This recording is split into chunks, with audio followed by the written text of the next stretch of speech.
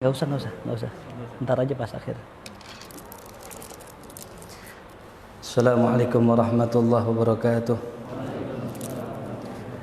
Ya Rabbi bil Mustafa balligh maqasidana waghfir lana ma madha ya wasi'al karami. Ya Rabbi bil Mustafa balligh maqasidana waghfir lana ma madha ya wasi'al karami. Ya akramal khalqi ma liman aludhu bihi siwaka 'inda hululil hadithil amami. Ya Rabbi bil Mustafa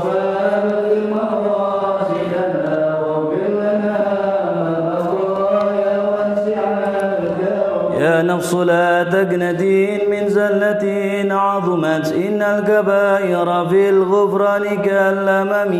يا ربي بالمصطفى بالمقاصدنا واغفر لنا ما مضى يا واسع الكرم. اللهم صل وسلم وبارك عليه وعلى آله.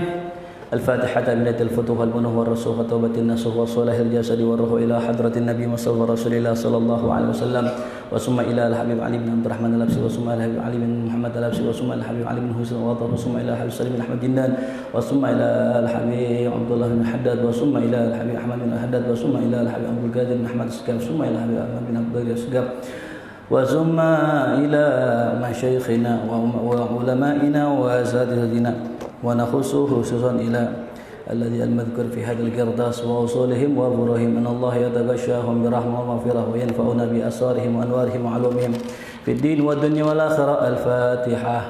أعوذ بالله من الشيطان الرجيم. بسم الله الرحمن الرحيم. الحمد لله رب العالمين الرحمن الرحيم مالك يوم الدين إياك نعبد وإياك نستعين اهدنا الصراط المستقيم صراط الذين أنعمت عليهم غير المغضوب عليهم ولا الضالين آمين.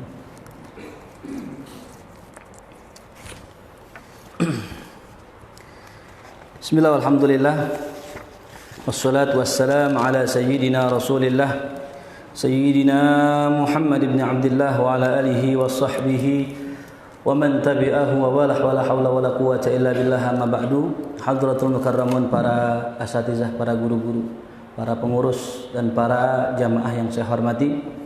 Alhamdulillah, puji syukur kehadirat Allah Subhanahu wa taala atas nikmatnya kita dapat berkumpul di malam yang mulia ini, di tempat yang mulia, di hari yang mulia. Mudah-mudahan kita dikumpulkan bersama orang-orang yang mulia. Amin ya rabbal alamin.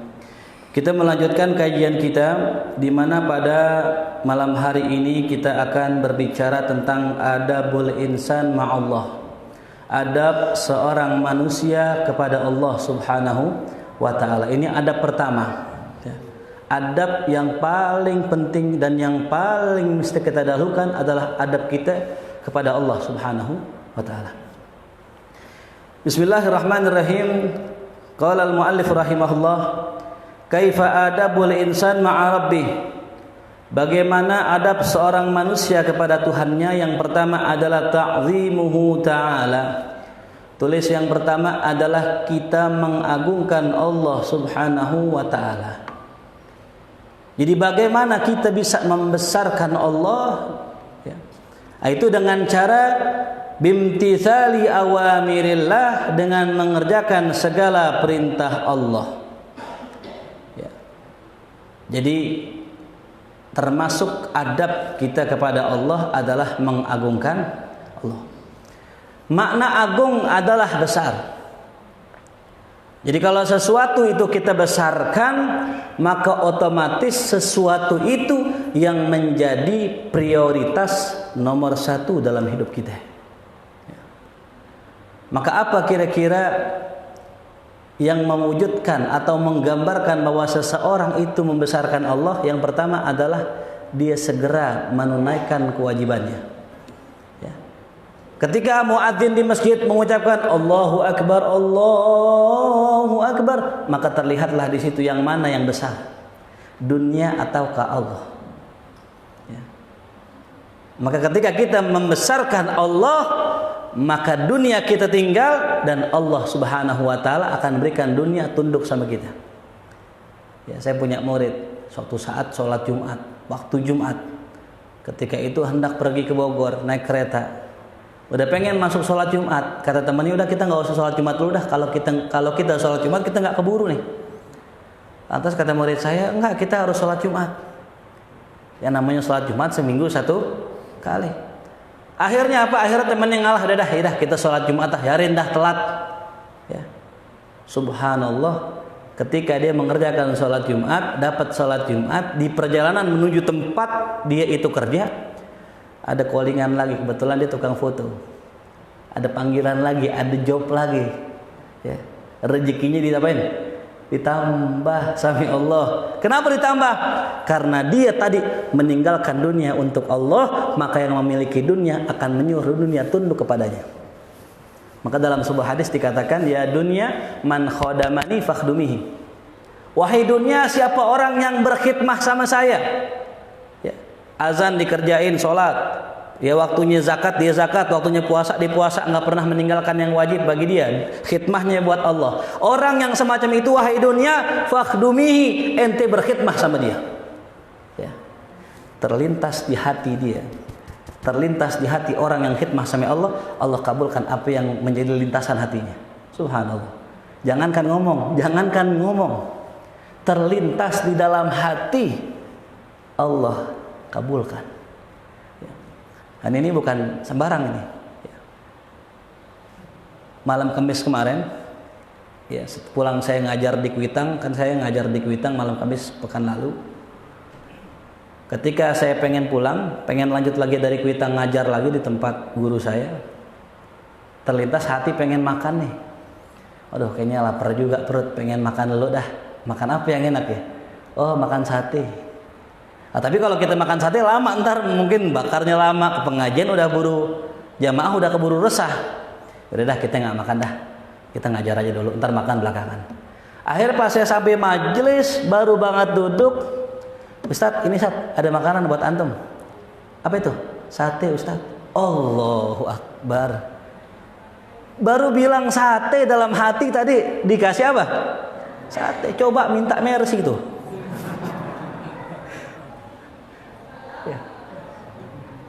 Ibu-ibu jangan mancing-mancing saya. Saya tahu pikiran ibu-ibu apa ya.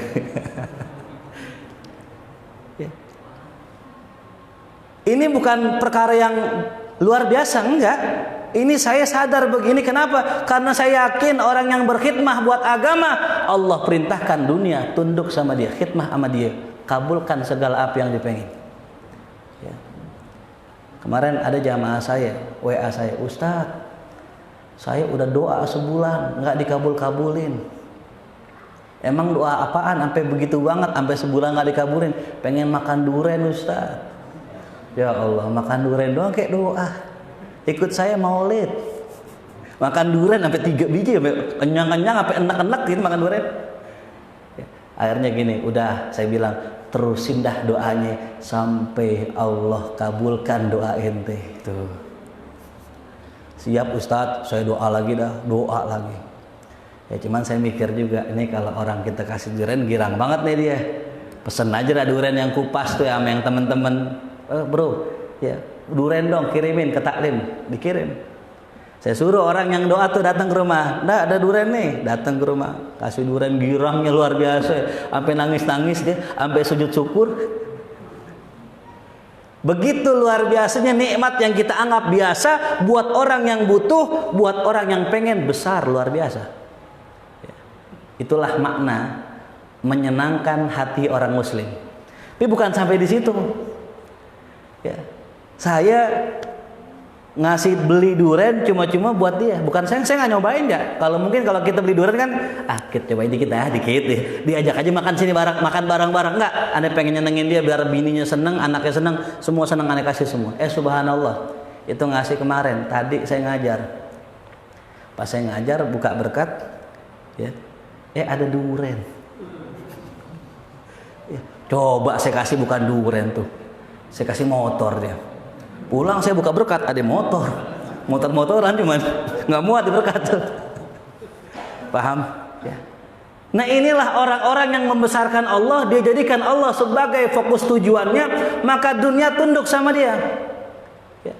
Wa ma min dabatin fil ardi illa 'alallahi rizquha. Tidak ada yang namanya binatang melata sekecil cacing melainkan Allah berikan. Allah jamin rezekinya. Bagaimana kita yang segede gaban? Nongol kita gede banget. Kagak mungkin kita nggak diberikan rezeki sama Allah Subhanahu wa taala. Jadi jangan takut para hadirin, kalau ada panggilan sholat jalan aja udah. Saya punya bapak tuh luar biasa, tauhid tingkat tinggi. Dia pedagang, orang tua saya. Orang tua saya buka percetakan.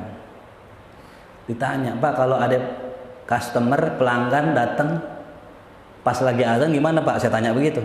Apa kata bapak saya? "Ya tinggal. Kan pelanggan ada raja. Ya tinggal. Raja kita siapa ya? Allah. Entar kalau ditinggal sama pelanggan, entar ada Allah cariin pelanggan yang lain." Ya, luar biasa tuh tauhid. Ya, penanaman adab dan akhlak sekaligus dalam tauhidnya terterap ya di dalam diri orang-orang yang mengagungkan Allah Subhanahu wa taala. Nah, maka harus kita lihat manakala Allah perintahkan kita buat sholat, sampai-sampai orang yang sholat itu diperintahkan meskipun tuh orang sakit, meskipun tuh orang nggak bisa berdiri, meskipun orang sudah lumpuh, tetap wajib sholat. Kenapa? Sholat adalah amrun azim. Nanti di hari kiamat yang ditanya sama Allah adalah sholat.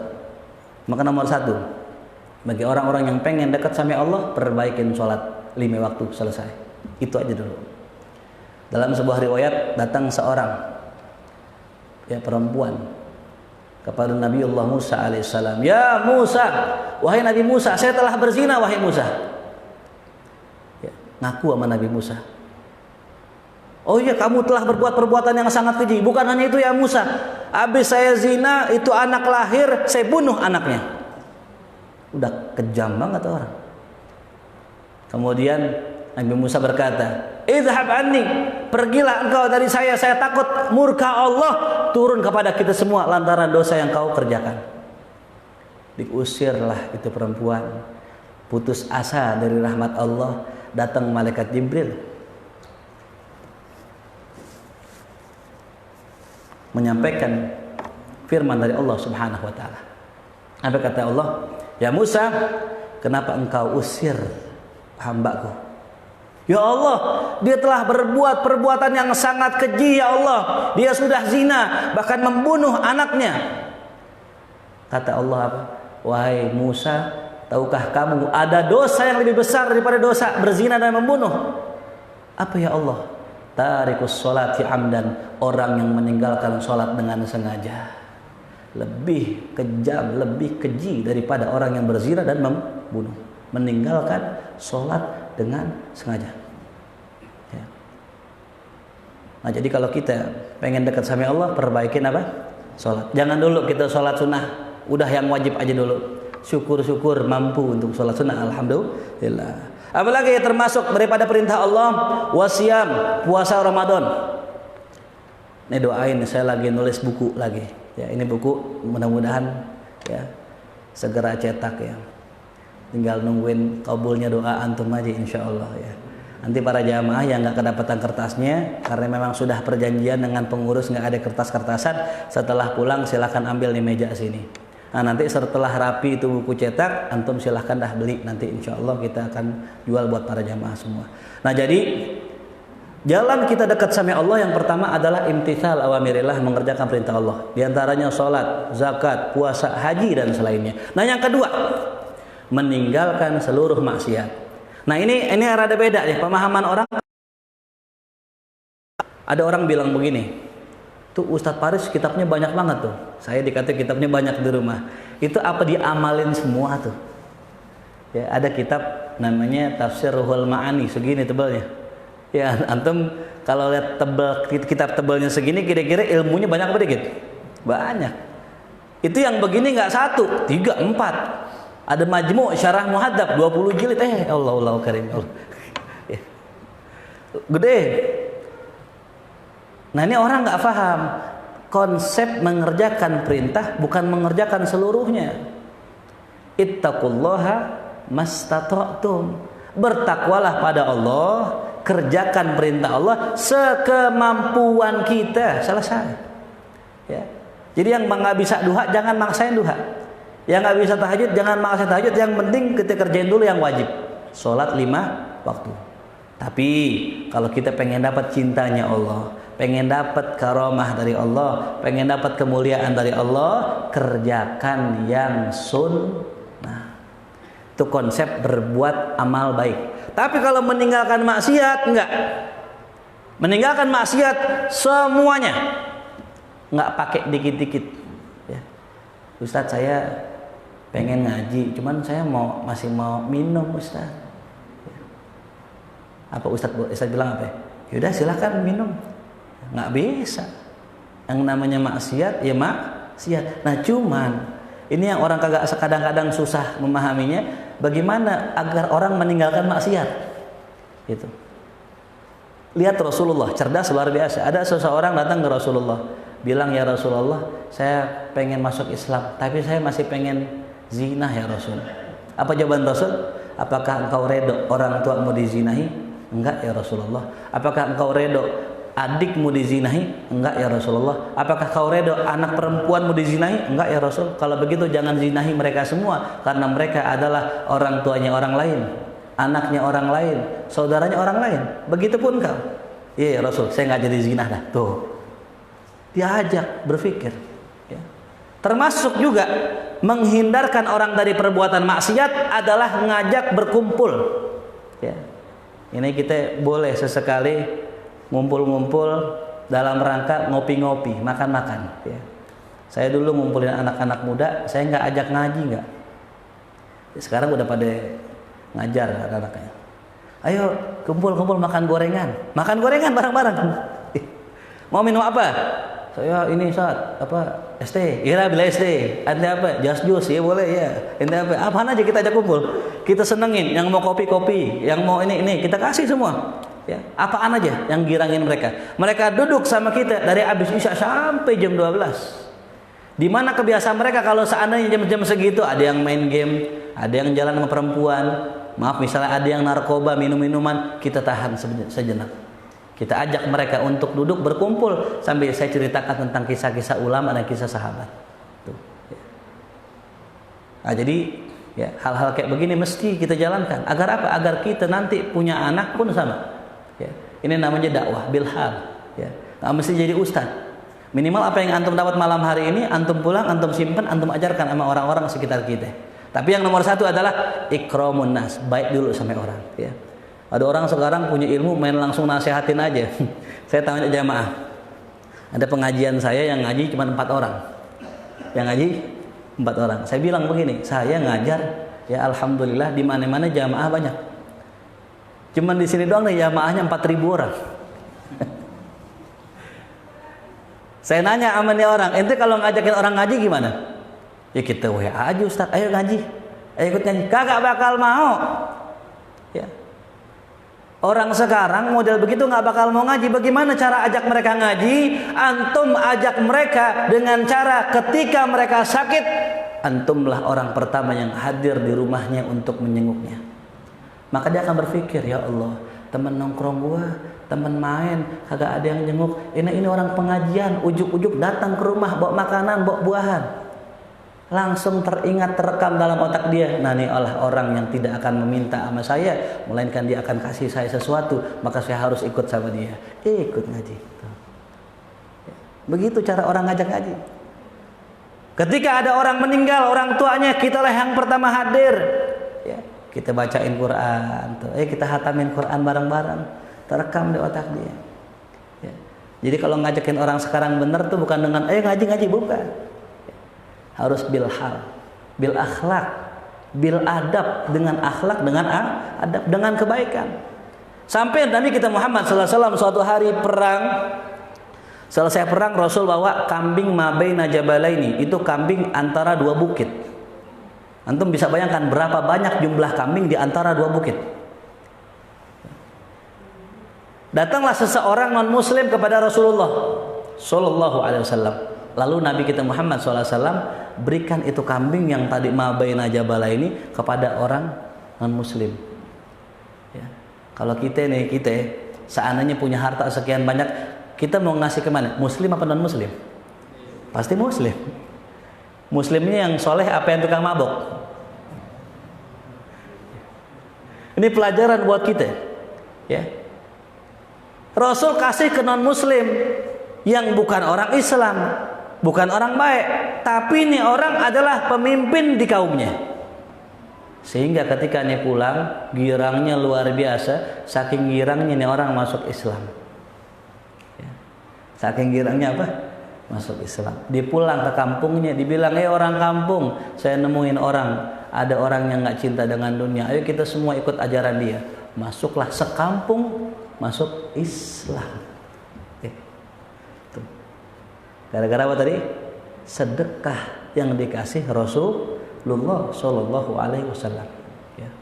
Nah, jadi dalam rangka kita mengajak orang kepada kebaikan, menjauhkan orang dari keburukan, itu adalah dengan cara ma'ruf, amar ma'ruf, bil ma'ruf, nahi munkar, bil ma'ruf.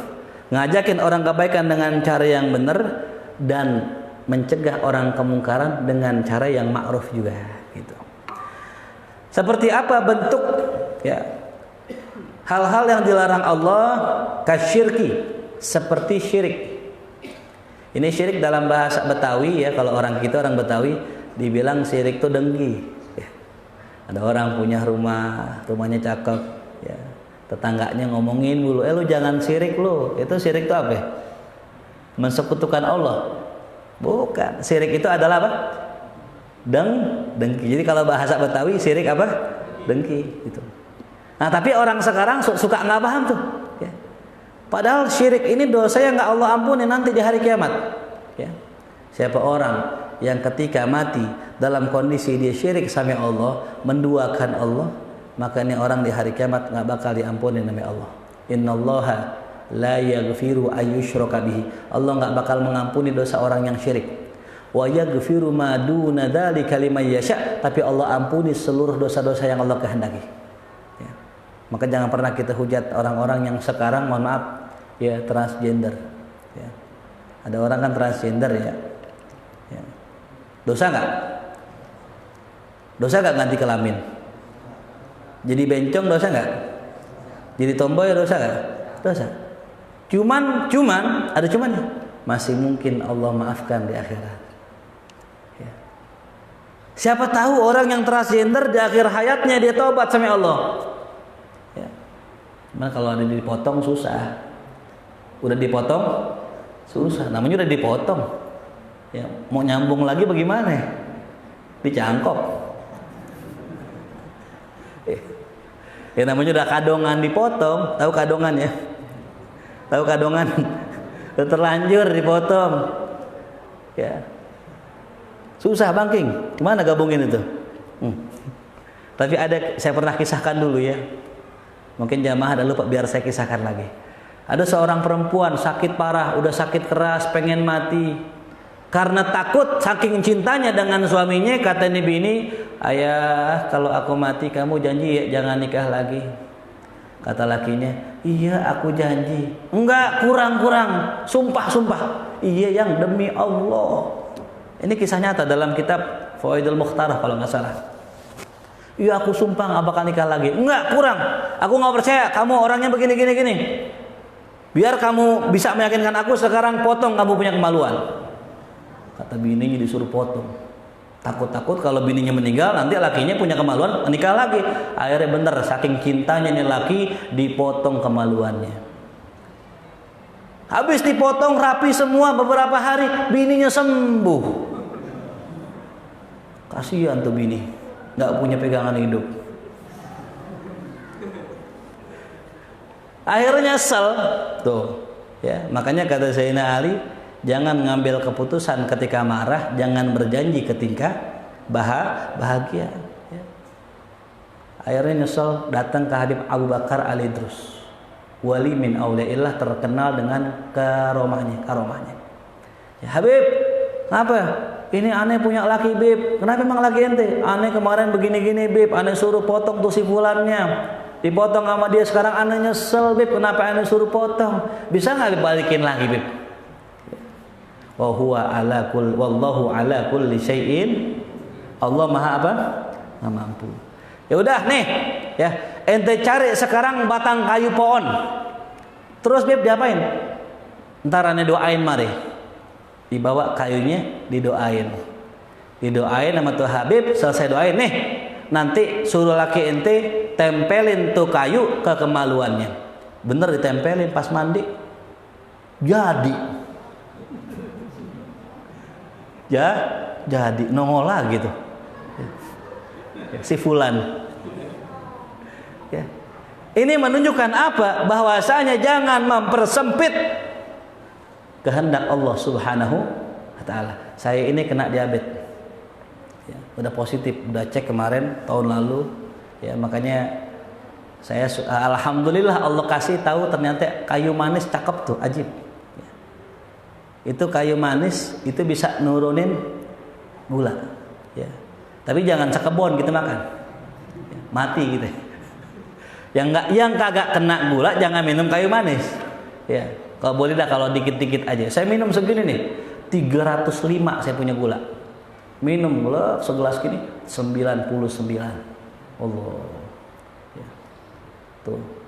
Sampai ada kita ngobrol nih. Saya kan ngajar di lab Parahita sini, tempat orang cek ya.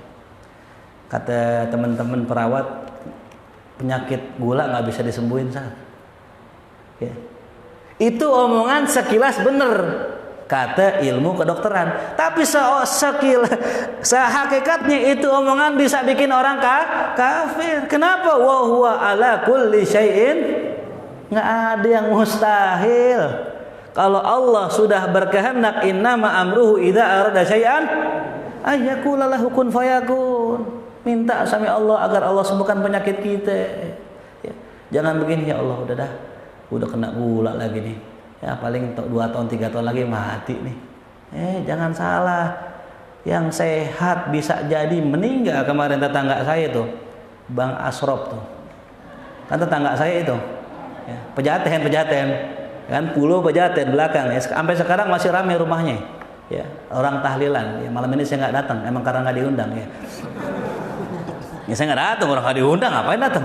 Orang nggak diundang. Terkenal siapa Ustadz nih? Gitu. Itu sehat-sehat aja, mati. Ya, ibu sehat bu? Sehat. Pengen nggak mati? Nggak.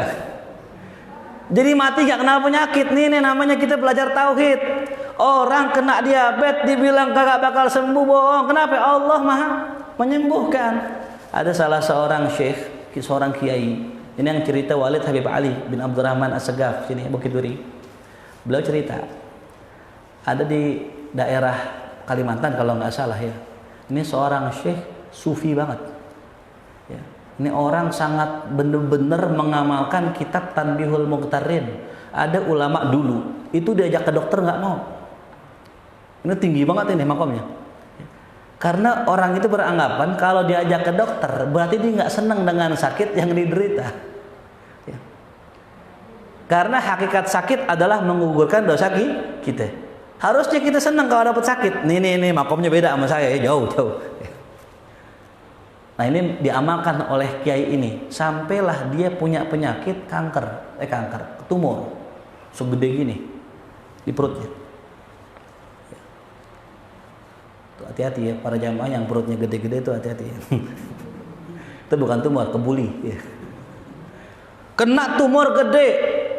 Akhirnya apa? Dibawa ke dokter nggak mau. Yang paling pantangan nih kiai kalau ke dokter. Tauhidnya kuat sama Allah. Biar kalau memang sembuh gitu. Ya.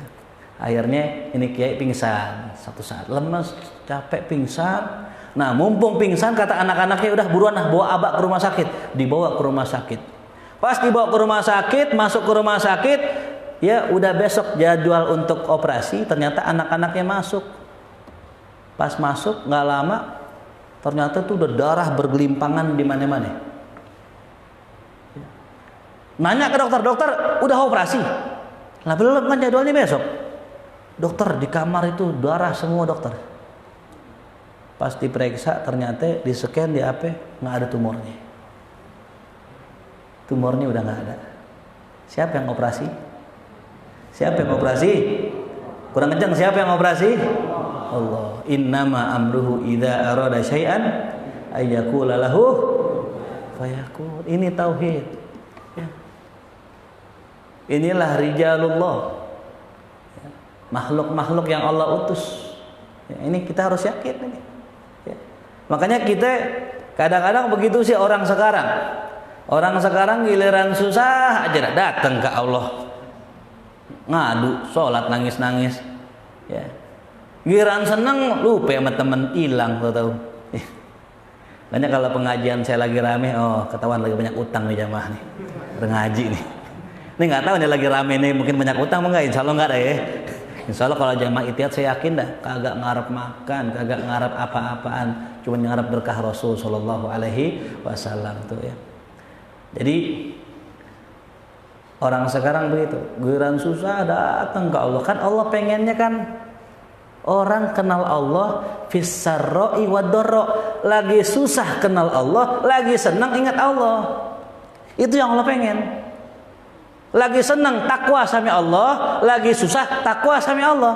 Jangan kebalik, lagi susah punya utang ini itu baru sholat, baru duha, baru tahajud, baru witir, baru ninggalin maksiat, lagi susah. Yang begitu seret rezekinya. Ya. Tapi yang luar biasa, orang yang di waktu senang dia duha, rezeki banyak dia tahajud, dia witir, nggak lepas baca Quran sama istighfar tiap hari. Maka orang yang semacam ini nih, kalau dapat musibah, tertimpa musibah apapun bentuknya, yaj'al lahu makhraja, Allah jadikan jalan keluar buat dia. Sesulit apapun masalahnya, kalau orang mengasaskannya dengan takwa, yaj'al lahu makhraja wa yarzuqhu min haitsu la yahtasib. Allah kasih jalan dari jalan yang nggak disangka-sangka. Ya. Jadi kalau ada orang WA aneh, Ustadz saya punya utang Ustadz, minjem duit boleh nggak? Terus saya kasih, apakah min haitsu la yahtasib? Enggak, karena dia ngira. Ya. Tapi yang gimana yang min haitsu la yahtasib? Sebagai contoh gini, aneh punya jamaah cerita mana, Ustadz aneh lagi pengen ngurangin duit haram Ustadz. Ya. Aneh sekarang pengen keluar Ustadz, aneh udah capek Ustadz kerja begini ya. Tapi mohon maaf Ustadz, boleh gak minjem duit? Nah ujung itu ya. Nggak apa-apa namanya juga ya orang susah ya. Saya bukan orang banyak duit, di sini banyak yang ahli-ahli duit ya, duitnya aksar minni ya. Tapi yang jelas ini orang datang sama saya pasti ada sesuatu. Bang minjem berapa? Dikit Ustadz 1 juta. Oh ya. Akhirnya doain saya besok insya Allah. Besok insya Allah. Nggak lama kemudian habis bilang begitu, saya lagi duduk di rumah nih, lagi habis asar, lagi duduk main laptop, ambil nulis-nulis. Datanglah WA murid saya nih, Ustadz assalamualaikum, ada di rumah nggak? Ada di rumah. Ya. Ngapa Ustadz? Aneh mau ke rumah nih, mau ada sesuatu gitu. Yang WA orang susah, anak yatim, bukan orang kaya. Orang susah, anak yatim, bukan orang kaya. Datang ke rumah, paling mau ngasih apaan, makanan paling ya, namanya juga orang ini jamaah juga, jamaah bukan orang mampu. Datang ke rumah, assalamualaikum Ustaz, ini Ustaz ada hadiah.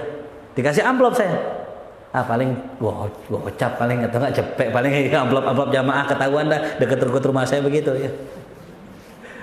Pas saya buka, subhanallah 1 juta. Persis nominalnya sebagaimana yang tadi dipinta sama teman saya, 1 juta. Allah. Itu namanya apa? Min haitsu. Kita nggak nyangka-nyangka ternyata segitu. Nah ini dia nih tuh. Kita nggak nyangka juga tuh dapat kertas. Mari para jamaah kita keluarkan infak kita, mudah-mudahan yang berinfak dengan Allah ganti dengan rezeki yang berlipat ganda, amin ya rabbal alamin. Nah jadi kuncinya itu. Kalau kata guru saya nih, kayak Abdul Hamid Hussein, hidup itu gampang.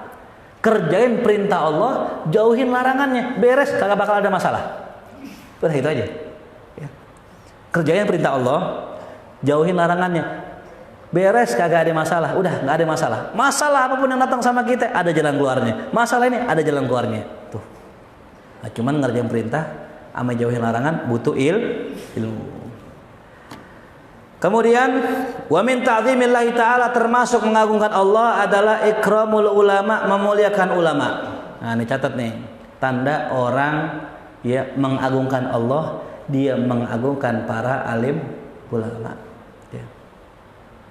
Nah, ini kita kalau ketemu ustadz, bagaimana perlakuan kita?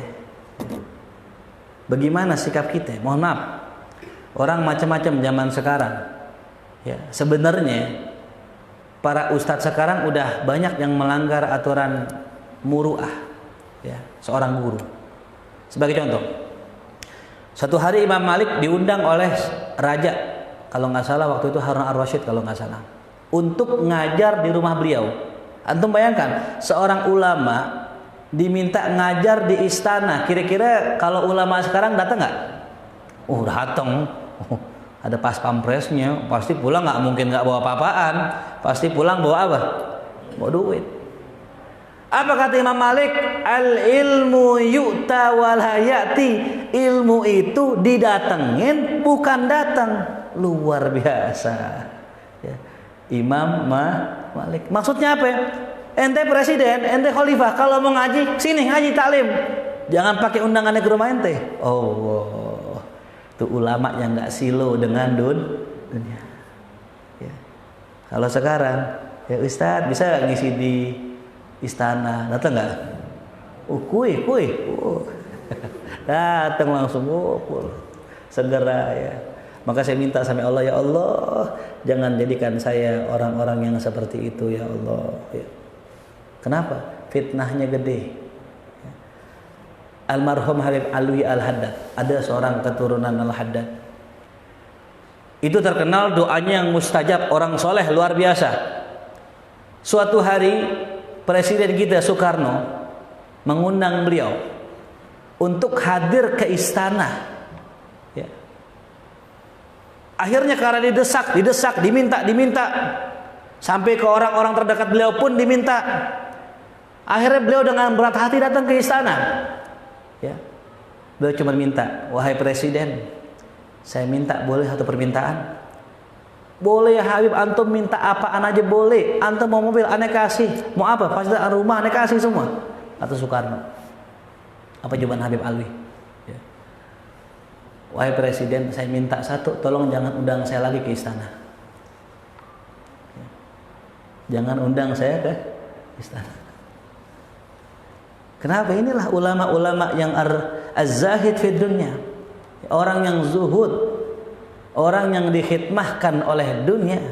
Tuh, yang mudah-mudahan kita doakan Al-Fakir bisa seperti itu. Amin ya rabbal alamin. Karena kita butuh ulama yang seperti itu, ulama yang menjadi uswatun hasanah. Tapinya ya, jangan pukul rata juga. Ada ulama yang ke pemerintahan, jangan. Ya. Jangan celak juga mereka yang masuk ke pemerintahan, jangan. Kenapa? Karena kalau pemerintahan nggak ada ulamanya, kacau negara kita. Ya. Mereka yang berjihad di parlemen, mereka tahan dari makan yang haram, duit yang haram, itu kan berat. Ya. Ketimbang saya ngajar di rumah, ngajar begini, mereka lebih berat jihadnya. Kenapa? Yang mereka hadapin duit haram. Kesempatan buat bermaksiat lebih banyak daripada saya di sini. Maka mereka lebih besar pahalanya karena mereka berjuang. Ya. Bahkan bukan tidak sedikit di antara mereka yang dicela oleh rakyatnya. Ya. Padahal mereka masuk untuk apa? Untuk memperjuangkan kalimatullah. Saya kasih contoh almarhum Kiai Haji Hasyim Muzadi. Kiai Haji Hasyim Muzadi. Beliau masuk Watimpres, ya. Watimpres, ya, Presiden Jokowi. Saya mau tanya sama antum, kira-kira pandangan kita kalau orang sudah masuk Watimpres jelek apa cakep? Wah, ulama dunia gitu. Aneh dapat omongan langsung dari murid beliau bahwa beliau masuk ke dalam Watimpres untuk mengimbangi daripada ya masukan-masukan yang buruk ke presiden. Dan beliau yang pasang badan membela Habibana Rizik Syihab, membela FPI. Beliau pasang badan. Ya, sampai ketika aksi 212, beliaulah yang menyuruh itu Pak Jokowi untuk hadir di acara aksi bela Islam 212. Beliau yang nyuruh. Kalau bukan beliau yang nyuruh, mungkin beliau nggak bakal datang. Jadi ada ulama-ulama di balik layar, masya Allah beliau. Aneh nggak sebutkan kebaikan beliau luar biasa. Ya, Intinya apa? Jangan dulu kita berburuk sangka kepada ulama yang kita anggap salah, bisa jadi di wali min auliyaillah. Saya kisahkan dalam sebuah kitab Maraqil Ubudiyah, ada seorang murid Abu Hanifah namanya Abu Yusuf. Ya, namanya siapa? Abu Yusuf. Siapa Abu Yusuf? Seorang penasehat khalifah, ulama pemerintah. Padahal nih gurunya Imam Abu Hanifah itu ulama yang nolak dipilih jadi qadhi. Oh, sekarang MUI. Mau nggak jadi MUI? Oh enggak, nolak. Sampai dicambuk, sampai dihukum tuh Imam Abu Hanifah. Muridnya mau. Ya. Abu Yusuf muridnya mau. Sampailah kemudian orang-orang pada gedek dengan Abu Yusuf. Kenapa? Nih ulama ulama pemerintah, ulama yang tidak ini begitu. Pas meninggal ada efeknya, ketika meninggal kagak ada yang mau nyolatin. Persis kemarin ya. Makanya kemarin-kemarin itu udah biasa itu. Nggak ada yang mau nyolatin sama sekali. Subhanallah, ada seorang wali min auliyaillah turun dari gunung, datang menyolatkan beliau. Ditanya sama orang kampung, kenapa ente mau nyolatin? Ya.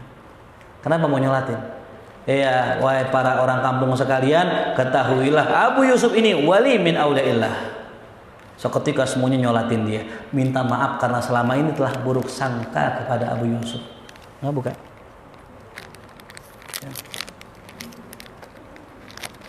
Iklan bentar ya.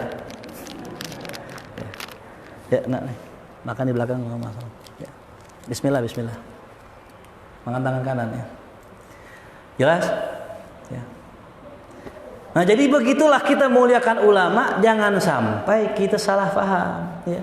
Makanya nanti mudah-mudahan ada kesempatan saya pengen bahas ciri ulama akhirat, ciri ulama dunia. Itu cirinya. Ya. Tapi ngelihatnya jangan dari mobilnya. Ulama naik Mercy, oh ulama dunia. Ustadz naik motor, oh ulama akhirat. Bukan. Jangan dilihat dari situnya. Ustadz bininya 4, oh Ustadz dunia. Ustadz nggak punya istri, Ustadz jomblo. Ustadz jomblo. Ada yang ngomong, gitu. Itulah mata kita. Makanya kata Imam Ghazali, jangan menjadikan mata kita sebagai standar untuk menguji kebenaran. Ya, kita kadang suka nilai orang dari mata, betul? Saya mau tanya, ini apa? Hah? Gelas. Kan satunya, ini apa nih? Gelas, betul gak? Apa yang antum lihat? Air. Kata saya gelas. Bisa jadi beda gara-gara mata. Ya. Imam Ghazali suatu hari bikin hipotesa, bikin tesis begini. Indra, ya, kuping, mata bisa menentukan kebenaran. Ya, diuji sama dia.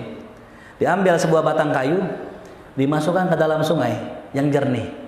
Dilihat ketika di dalam sungai yang jernih itu kayu yang lurus masuk ke dalam air menjadi bengkok. Maka beliau patahkan itu beliau punya teori bahwa nggak benar orang mengukur kebenaran pakai apa? Mata. Ya. Dilihat matahari yang besar, yang kecil, matahari dilihat bagi matanya kecil. Padahal matahari lebih besar daripada bumi. Tapi di mata kita matahari apa?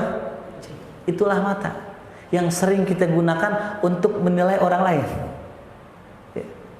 Sering nggak? Sering lihat tetangga kita, perempuan perutnya buncit, padahal nggak punya suami, dikata hamil. Padahal habis makan kebuli dia, kekenyangan. Ya. Ngelihat orang malam-malam pakai baju lusuh, dikira maling. Padahal bukan maling, bisa jadi emang orang baru pulang dari maling, orang pulang dari ngemis bisa jadi. Kan kita nggak bisa nilai begitu. Ya. Akhirnya Imam Ghazali berubah. Ya udah, apa standar kebenaran nih? Al-aqlu, akal. Ya. Akal. Dengan akal kita bisa menilai sesuatu benar apa salahnya. Ya.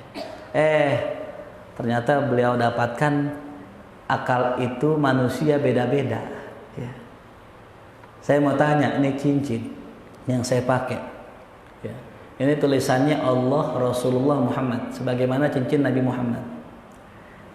Nah, buat orang yang penggemar cincin, demennya mereka pakai apa itu? Batu. Ada bacan, ada virus, ada apa lagi? Ada pandan, ada cubung, ada batu kolar, batu baterai itu. Pakai semua. Kata pecinta batu, wah ini emang nggak bagus. Kata saya, oh bagusan ini, kenapa? Ada namanya Allahnya, ada namanya Rasulnya, ada namanya Muhammad. Akal kita saling berbeda, maka nggak bisa akal jadi standar. Ya, maka segala sesuatu yang beda karena akal jangan pernah ribut. Ya. Sesuatu yang kita khilaf beda pendapat gara-gara akal jangan pernah ribut. Ya. Apa bentuknya? Contohnya, ya, nyium istri batal nggak? Ketika kita udah wudu, kita udah wudu nih, nyium istri kita batal nggak? Batal nggak? Dosa nggak nyium istri? Batal nggak? Ulama beda pendapat. Kata Imam Abu Hanifah nggak batal. Kenapa? Rasulullah sebelum sholat nyium istrinya. Tuh romantis gak Rasulullah? Ibu kalau lakinya mau sholat nyium nggak bu? Nyium tetangga. Itu bukan romantis bu namanya. Kata Imam Syafi'i, itu hadis bukan menunjukkan bahwasanya nyiumnya Rasulullah itu ya nggak batal. Istri Nabi dicium sama Rasul, ada kemungkinan istrinya pakai cadar. Nah kalau perempuan pakai cadar begini, ya, yang dicium apanya? Cadarnya. Ada penghalang nggak? Ada penghalang. Debatlah dua pendapat. Lantaran apa? Akal. Ya mungkin begini, mungkin begitu. Nah intinya karena ini perdebatan masalah akal, udah bagi aja dua pendapat. Ya, yang mau yang nggak mau nyium boleh, yang mau nyium silakan asalkan istri itu syaratnya itu. Yang mau pakai pendapat yang nyium batal boleh, yang nggak batal silakan nggak apa-apa. Selagi itu istri itu syaratnya. Jangan nyium aja punya istri kagak. Ya. Setengah dajjal nih orang ini. Nah jadi apa standar kebenaran kalau bukan akal? Ternyata standar kebenaran yang tertinggi adalah wahyu dari Allah. Ya. Apa? Wahyu. Mau ngukur agama apa yang paling benar? Kalau ngukur pakai akal, agama Kristen mengajarkan kebaikan, betul? Mengajarkan kasih sayang, betul? Ada puasanya gak? Ada ibadahnya gak? Ada. Ya. Ngajarkan baik sama orang tua? Iya. Kalau kita ukur mah sama semua. Makanya orang yang kalau pakai akal, semua agama sama. Kenapa? Ya sama-sama baik. Kalau pakai apa?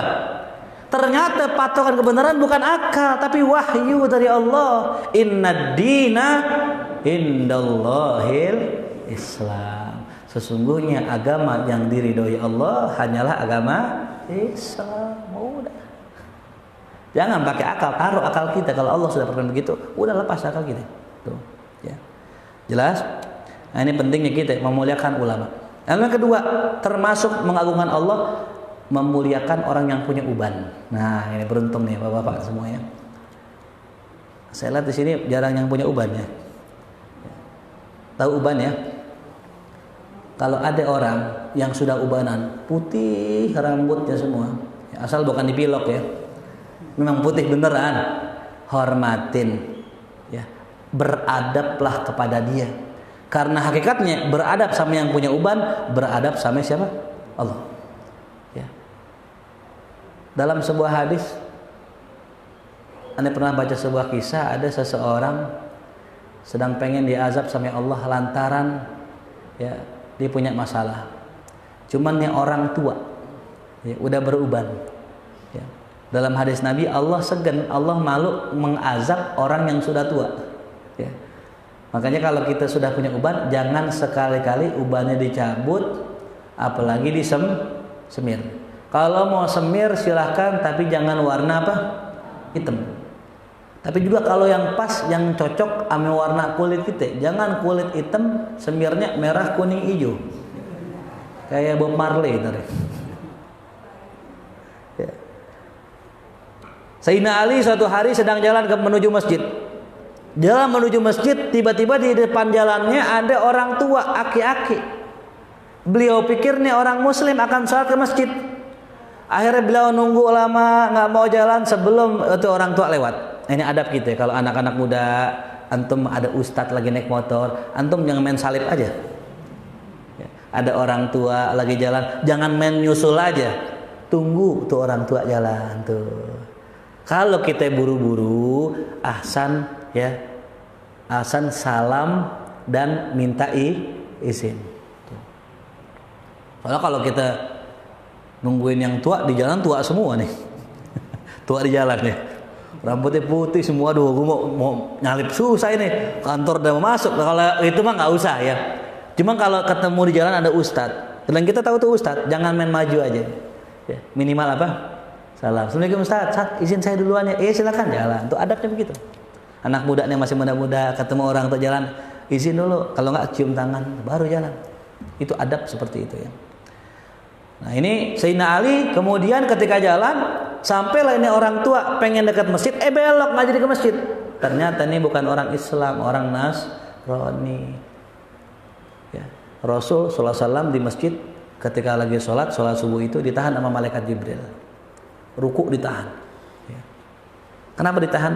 Karena untuk menunggu Sayyidina Ali sedang jalan menuju masjid.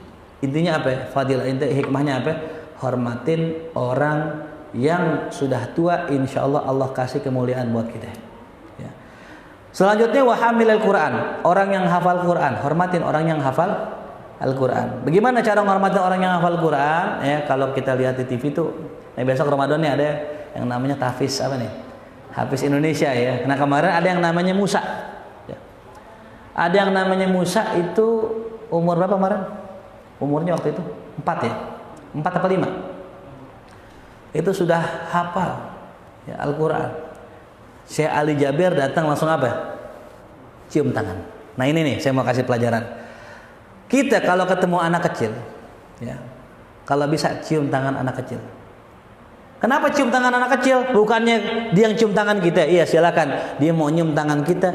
Penghormatan anak muda kepada orang tua. Tapi kita kepada anak kecil kita cium karena nih anak kecil nggak punya dosa.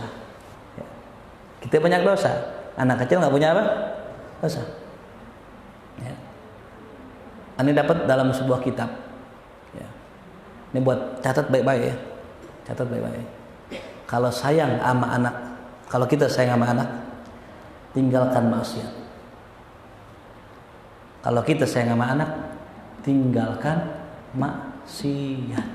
Karena siapa orang yang bermaksiat, baik itu bapak maupun ibu, yang Allah hukum adalah anaknya. Sakitnya anak adalah penghapusan dosa bagi orang tua. Orang tua yang maksiat, orang yang tak berbuat salah, yang kena siapa? Anaknya. Tuh. Pernah ngerasain anak sakit? Ya, pasti diantara kita semua pasti pernah kan? Ketika anak sakit buruan istighfar, astagfirullah, dosa saya apa? Ya. Karena nggak ada yang apa namanya kejadian tuh nggak sengaja, nggak ada, semua ada sebabnya. Ya. Makanya kalau anak kita sakit, yang kita introspeksi dari kita sendiri, dosa apa yang saya kerjain tadi? Tuh. Ya. Jelas? Karena dengan anak sakit kita gelisah, kita panik, ya, menghapuskan dosa kita. Tuh. Ya. Makanya kalau sayang anak, tinggalkan apa? Maksiat. Kemudian menghormati sultanil muqsit, pemimpin yang adil ya. Pemimpin yang adil. Kalau perlu cium tangannya, bukan karena kepemimpinannya, bukan karena jabatannya, tapi karena dia adalah orang yang dicintai Allah. Karena nomor satu orang yang nanti di hari kiamat dapat naungan Allah adalah imamun adil, imam yang adil, yang nanti di hari kiamat dapat naungan dari Allah Subhanahu wa taala, yaumala la dzilla illa dzilluh. Wallahu alam bishawab. Insyaallah kita teruskan kembali pada pertemuan yang akan datang ya, masih dalam ya tema adab kepada Allah Subhanahu wa taala. Mungkin begitu saja, wallahu alam bishawab. Baik, alhamdulillah telah sama-sama kita mendengar kajian Bismillahirrahmanirrahim. Kita bersama refleksi terkait tema adab kepada Allah Subhanahu wa taala. Mungkin kalau ada pertanyaan dari buka satu termin, Alhamdulillah. satu ikhwan, satu akhwat kalau memang ada. Silakan. Kalau sudah paham mungkin kita cukupkan. Ada yang ikhwan? Tanya satu akhwat. Baik. Kemungkinan sudah paham ya. Alhamdulillah. Saya bertanya. Oh iya, Mas. Tadi kan sempat dibahas tentang mengajak muda dengan berkumpul gitu, berkumpul untuk supaya bisa mengetahui kesukaan anak muda ngopi atau apa. Nah, bagaimana menurut pendapat antum terkait ustaz-ustaz yang memang ingin mengetahui kesukaan anak muda sampai di dalam masjid atau di dalam pengajian itu dia memakai dengan pakaian-pakaian ala anak muda. Nah, sementara kalau lihat Ustaz Devi Al-Bukhari yang tidak punya anak muda tapi tetap pakaiannya tidak menggunakan atribut yang memang kurang padas gitu. Gimana Ustaz? Ya, baik. Di dalam Islam ada yang dikenal dengan yang namanya muru'ah, ya. Yang namanya apa? Muru'ah. Orang yang mana ia itu sudah sampai tahap cinta dengan Rasulullah dalam berbagai aspek, dia akan mengikuti Rasul sampai ke pakaiannya. Ya. Nah, sampai pakaiannya warna putih, begini, begitu ya. Nah, tapi ada orang, sekelompok orang yang memang Allah khususkan, ini Allah khususkan. Ini orang tidak berpakaian seperti layaknya ulama, tapi mereka mengajak orang ke jalan Allah. Ya. Jadi ada sekelompok orang dalam kitab Ihya yang mereka tugasnya mengajak orang grassroots. Ya. Makanya kita jangan lihat pakaiannya, karena inna akramakum indallah atqakum. Yang paling mulia di sisi Allah bukan yang pakaian tapi takwanya. Nah, makanya buat kita sebagai orang yang lihat husnuzon aja. Ya. Tapi kalau seandainya kita yang mengalami, carilah yang terbaik gitu. Saya pribadi di kampung saya emang umumnya yang namanya ustadz, yang namanya guru nggak layak kalau ke masjid pakai sweater. Nggak layak kalau ke masjid pakai baju-baju selain baju yang seperti ini saya pakai. Ya. Dan di masyarakat umumnya, ya di kalangan umum tertentu itu juga sama. Tapi ada sebagian kelompok yang memang mereka nggak peduli mau bajunya apa, kayak mau pakai ya kupluk, kayak mau pakai peci, mau pakai topi, yang jelas dia ngomongnya baik, saya terima. Ada sebagian orang begitu. Nah, udah Allah tempatkan masing-masing orang dengan tempatnya. Ya, maka di dalam perkumpulan kajian musyawarah tuh teman-teman ya yang para artis, ada Ustadz Felix Xiao, ciri khasnya nggak pakai peci, pakai batik. Ya. Alhamdulillah. Bilang apa? Alhamdulillah. Ya. Ada Ustadz yang namanya Ustadz siapa lagi? Ustadz Somad, ya. Ada yang namanya Habib Anis, Muhammad Anis. Ya, cirinya kayak Habaib, ya. Udah gitu nggak apa-apa, ya. Justru malah dengan beragamnya itu jadi malah bagus, ya. Jadi nggak masalah orang itu pakai baju apa. Cumannya, ya jangan pakai baju itu terus lah, ya. Sesekali juga kita kudu pakai baju yang rapi dalam momennya dan kudu tahu tempat. Mohon maaf, pernah kejadian ada orang ustadz biasa pakai celana, biasa pakai batik, diundang maulid Nabi di kampung. Yang namanya maulid di kampung kan orang kampung taunya yang namanya ustadz kayak begini. Minimal ini saya pakai minimal nih, koko, sarung, sorban minimal. Ya. Ketika itu datang dia, ternyata pakai celana, pakai baju batik.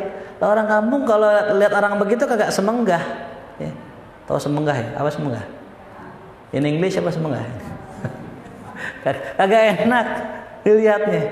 Akhirnya nih orang malah nggak jadi diterima karena pakaiannya salah. Begitupun kita di kalangan orang tertentu, di kalangan preman, jangan pakai pakaian yang sangat wah luar biasa. Pakai imamah, pakai sorban, pakai jubah di kalangan orang tersebut. Wah, merasa minder dia. Nah, makanya orang yang cerdas, orang yang bisa menempatkan pakai baju sesuai dengan apanya? Tempatnya. Ke kantor jangan pakai gamis, ya. Besok bikin batik gamis biar syar'i. Batik ya batik, ya gamis ya gamis gitu ya. Jadi yang Allah lihat hakikatnya apa? Hati ya.